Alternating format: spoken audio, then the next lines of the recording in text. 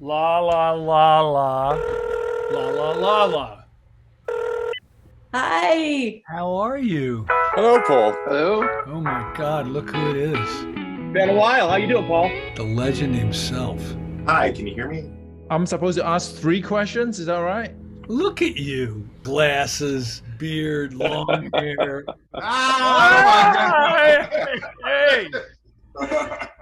how are I you? know. Oh, my people.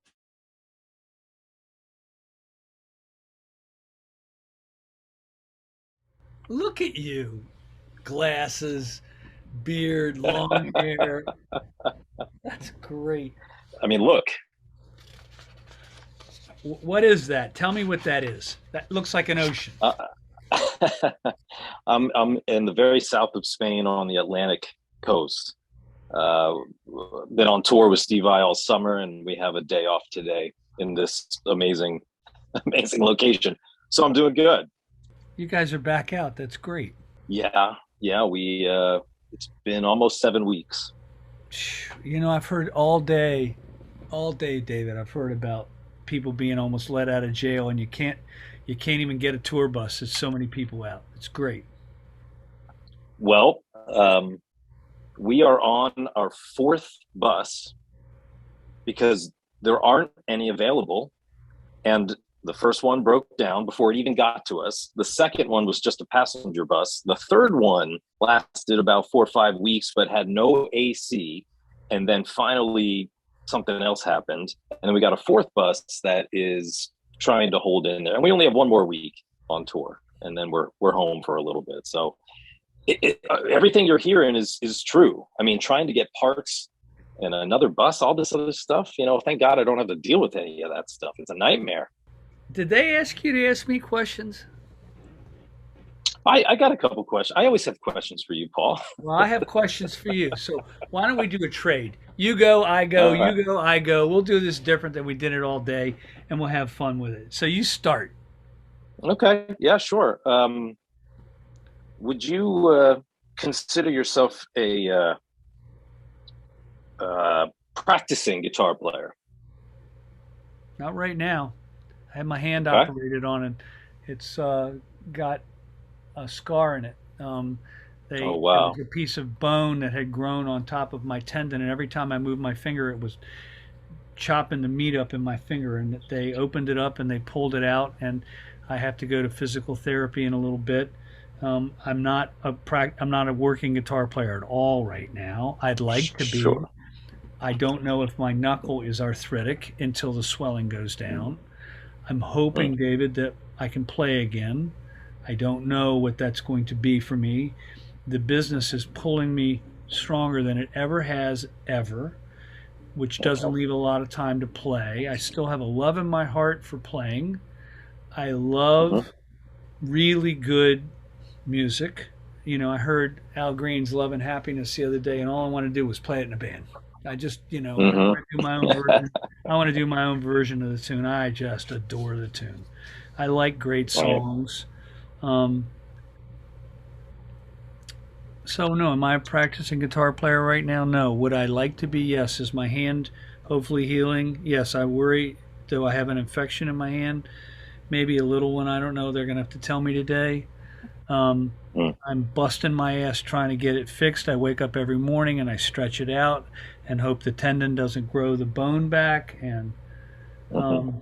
but you're asking me a question nobody asked me all day long, and you're being very sweet. So you just let us all know where you are, and I hope your finger heals perfectly I and hope very quickly, so you can get back to playing. Because I know how much you love it. Um, you're the only person to say that all day. Thank you. wow, I know one player to Well, another. I thank certainly you. know. I see it. I see it when we've played together and had the Yeah. pleasure of jamming together. I see it. Obviously. So okay, the practicing's on a little bit of the sideline for now. Fine. Would you still, regardless of the finger or not, consider yourself a learning guitar player? Somebody who seeks out further advancement of what you know musically, Absolutely. guitar wise, theoretically, technically, Without etc. question, I am a expensive hobbyist who loves to learn Mhm. guitar. You're a professional musician. That's a different animal. You do it as a profession. I do it as part of learning how to check a guitar for you when I ship it to you. Sure. But I love learning guitar. Recently, I got the weirdest opportunity. I got to play a Black Sabbath tune. Okay. And of all weird things, I had to learn what he was thinking to be able to play it so it sounded like that.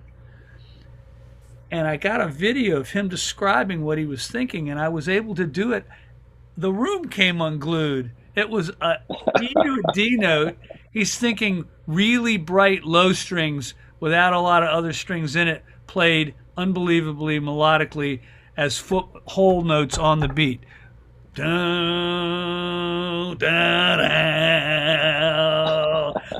the whole room's going, oh my God, what?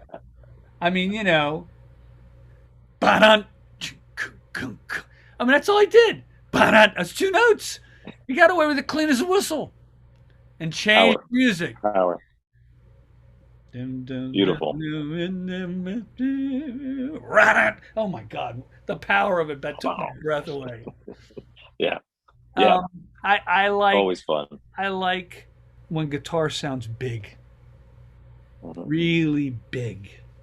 So, all right, so I get to ask you a question. Well, I still have a third part. All right, we're gonna go do it your way. Go. I don't want to argue with somebody sitting on the ocean in Spain. You win by position. So as a learning guitar player, as a practicing guitar player, what's the most important aspect of it all to becoming a musician?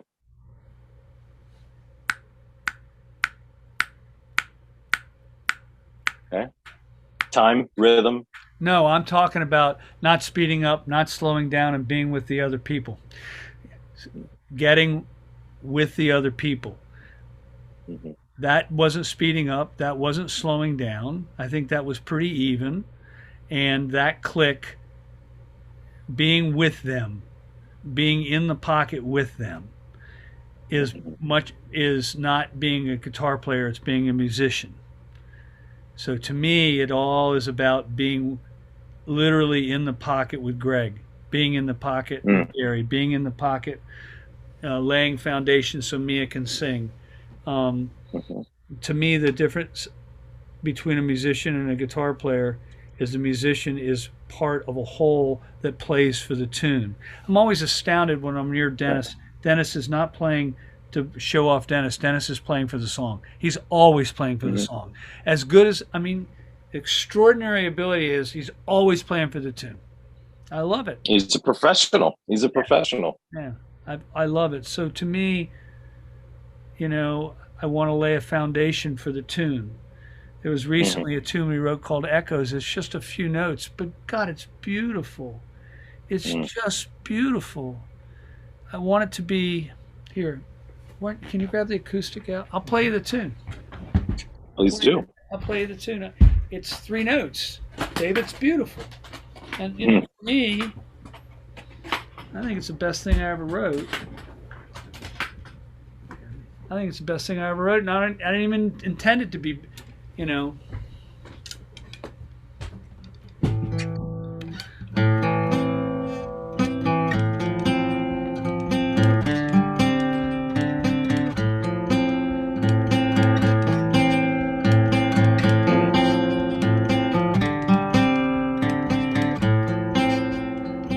then it goes.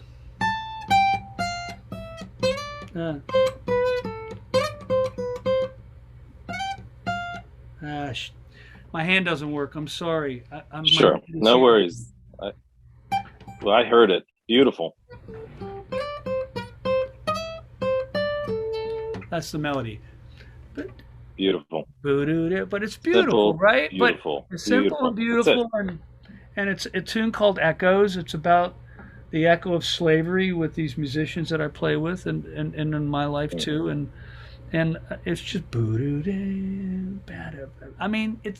that's not a guitar part. It is a guitar part, but it's not a guitar part. It's almost like somebody today said, watching Slash start Sweet Child of Mine for the first time he was 15 in the stadium, just dropped his jaw, you know, because it was such an iconic lick, right? Of course. Yeah.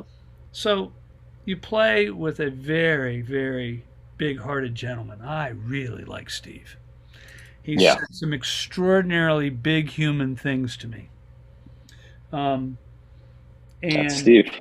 That's Steve, right? But he's known as a gunslinger and a pyrotechnic guitar player and a lot of things, and a wonderful musician. But I don't hear people talk about that side of him. Although anybody that knows him well talks about it, but not a lot. But he's also brilliant musically. So tell me the one thing he threw at you in the band that you really struggled with, and how did you get around it and finally get the part right in the band? That's what I want to know. Because I'm sorry, he knows how to do that.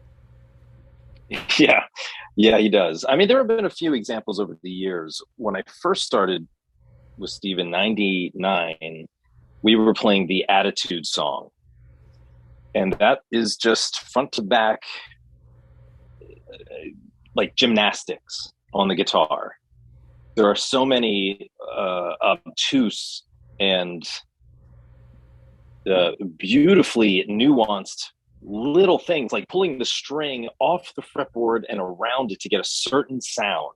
Is weird, kind of a whammy, double octave type of thing, but just using the edge of the fretboard to do. That should be his part, not your part. Well, it was actually a 3-part harmony. Really? So there were, there were 3 people doing this. And then there's other Jeff Beck type stuff in that song where we're playing a melody off of one harmonic, natural harmonic, and everything is controlled with the whammy bar. And it's just got to be note. I know, and that was right when I started with Steve. And it's one of the most difficult ones. And then there's other very odd meter or polyrhythmic things. But I think it's important that everybody remembers, with enough practice and understanding and repetition, what was once unfamiliar becomes so comfortable, and then you can get inside of it and start really making it musical. You're not worried about the notes and the execution. Once just the basic repetition is done, then we can get into actually turning it into ours. And that's another really important thing I've learned from Steve, is the difference between just reciting music and being a musician and being musical with notes. If I was in Steve's band, I would have been fired. But if I hadn't been fired, I wouldn't be sitting on the water. I'd be in the hotel room practicing my ass off right now so I can get to the gig tomorrow. You have an extraordinary level of ability to be able to do what you're asked to do. I mean, I think it's cool. Thank you. It's always challenging. You know, this tour we're playing new music, and there's a lot of extremely creative things happening here as well. His new record is one of my favorites, and there's all sorts of just this great guitar player challenging stuff. But of course, also Steve knows how to make a song, and he knows how to put melody first and save all the other stuff for when it's supposed to be there. So I have another question for you if you want me to go. Okay, I asked my question. You answered it beautifully. The thing about pulling the string around the neck in 3-part harmony, that's just stupid. That's another level I never even know existed. I've been around guitar my whole life. That one you just won. Let's go. Next question. Can you do this one in 5 parts, please? This one's only one, and it's referencing what you said earlier. You said that you really love just big guitar sounds. Yeah, big guitar sounds, yeah. So let's split that into two things. One, what rig are you using to please that sense of bigness? So that's the live question. And then, of course, I'm going to go to the studio, because you're sitting in one at your house. I know, a beautiful studio. And how are you going to record, regardless of the rig? What are you doing to record a big guitar sound? So what's the rig for big guitar tones when you want it? Let's point that specifically at live. And then what are you using and how are you doing it, engineering wise, in the studio to get big sounds? Is that enough of a multi-part question for you? So I'm using an SM7 with the present switch on. That mic seems to make it bigger than anything else I'm able to buy. Okay. I found some new mics I'm going to try, but in general, I mean, this is what the vocal, I was showing this to somebody else, this is what the vocal was used for, Born to Be Wild, was sung on. And if you think about the first line of the tune, get your motor on, and you can hear, he's barely singing and it sounds huge. So I'm looking forward to trying that. I like guitars that sound vocal. The part has to be written right, and you have to play it very well and beautifully and simply, and not have any other strings ringing. When you're playing one string, the other ones can't be ringing in any kind of way. Otherwise, as you know, that gets deeply in the way of the tone. And these people that play big guitar parts think big. So David Grissom once said why Stevie Ray Vaughan sounded so huge. And he goes, Paul, there was no other guitar part. They could turn it up.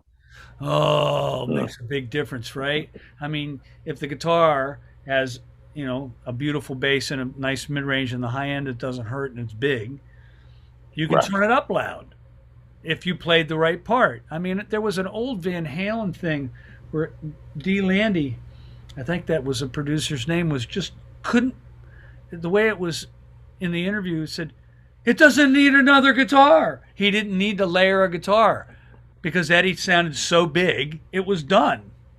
And I've heard it a few times. I've heard it a few times where it didn't need another guitar. Right. So big guitars are played elegantly and simply, and the part's written well, and it's full throated. Doesn't sound like a buzzing bee. And when we recorded that guitar part I just played you, we did it with 3 different guitar parts. Would have been interesting to go after it as one. Just big. The problem is, before you hit record, you got to get that tone right. You can't, it ain't a fix it in the mix. That ain't going to happen. Oh, no. No. So that's my answer. So, okay. So that's a very interesting answer. It's not only the engineering, it's the part and how it's played to go into that bigness, and thinking about this is supposed to be a big part. So that's very interesting. I'll play you a big part. Ready? Okay.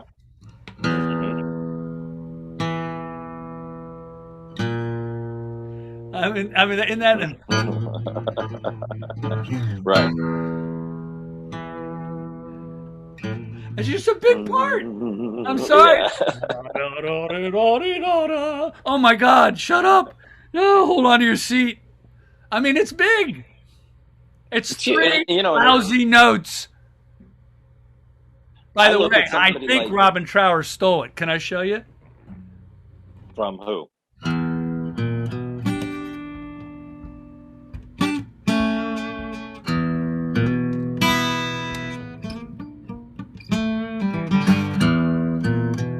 It's almost the same tune. Almost. Rich Size and Black Sabbath. Oh, you all need to shut up. I mean, those tunes changed music, right? Big parts sound big. And I watched Tony Iommi talk about how he thinks about the guitar. Eddie played very few notes, but he played big. Hendrix played big. That thing at the beginning of Wind Cries Mary is 4 notes. Oh, give me a break. Just big guitar playing. So what's a rig that you put together? It doesn't even have to be names. But are you putting together a big rig for a big sound? Or are you usually using a single mic, a single 212 cabinet, and a 50-watt amp that's a very simple circuit? Nothing complicated. Although I have a thing of pedals. Normally when I'll go out and play that thing, I'm using a version of a Univibe or a version of something of that nature to give it a little bit of swirl. It kind of makes it a little less stark. Although the Black Sabbath thing, that those three notes that I just played, I think were done without a pedal. Although they used to use a treble booster pedal sometimes. Amplifiers. Right. I don't know. The rig would have to match the part. You would have the part that you wanted to deliver, and then you would get the rig to match the part. Who do you think has a big sound right now? When Eric Johnson's on, it's unbelievable. When David Grissom's on, it's unbelievable. I'm starting to mention Texas guitar players. Sorry. When Jimmy Herring is on, he takes people on a journey, and a guitar solo that's a journey is a big sound. He takes somebody on literally an epic journey. Robin Ford always has a big sound in his hands. Always. Yeah, well, I'm thinking even Tom Morello comes to mind. Yeah. Because he's always just used it. 50 watt Audio Marshall. Slave, and I wouldn't call the tone huge, but I would say the playing was some of the best three-piece guitar playing you'd ever want to hear. Chris was out front singing like a stone, and the whole audience was singing every word. You know, that's big guitar playing. Awesome. Who do you like? Who's your favorite tone-wise? That's really difficult. I like not oversaturated. I like articulate. I like more warm than bright. You know, a little bit of grit as a foundation. Nice. Single coil. There's so many of the, you know, all of those descriptions put into, there's so many players that really do a fantastic job with it. Carlos plays big. Carlos plays live. Of course. Real big. Mark Tremonti plays big. Have you ever seen him do Led Zeppelin tunes live? Sounds immense. I saw Jimmy Page on the Outrider tour. It sounded immense. It was huge sounding. Whoever was out front was absolutely knew what they were doing. It sounded like Led Zeppelin record. I heard it My Time of Dying with a slide on a Dan Electro. My jaw was on the floor. He was playing a PRS on that tour, which I thought was very cool. Jimmy Page is an extraordinarily good guitar player. Yeah, we were talking about him this morning, actually, on the bus on the way here, just in adoration of so many of his attributes. You know, we played at a festival the other day, and Sting was the headliner. Yeah. And so we went out to watch, and it was just amazing. Crystal clear, everything. Nobody playing on top of each other. Big. Everything was big, and he's just so casual and relaxed. He's got a single coil, really old Fender. It's just amazing. Everybody was outstanding. Well, are you having a good time, David? Yeah. It's great to catch up. It's been forever. COVID and post-COVID and everything has been just so hectic. So it's great to be able to sit out on a balcony here and have a conversation, catch up a little bit. You look like a Spanish rock star. Yeah, because of the glasses and the beard and the hair. And, Well, these are fantastic because, when you don't get enough sleep, you just put these on. It works. It's nice to have you on and talk about music and talk about these things. I adore good music. Something's really special about it, and you do too. Absolutely. Thank you so much for having me. Thanks for being on. Hugely appreciate it. I've watched all the other ones. They're really fun to watch. Very introspective and really nice. When I get some time off, I'll come and see you. Well, are you still north of me? Yeah, I'm up in Philly. All right, good. All right, thanks, David. Really appreciate you being on. Go take a swim. It'll wake you up. I'm gonna. Thank you, Paul. All right, bye-bye.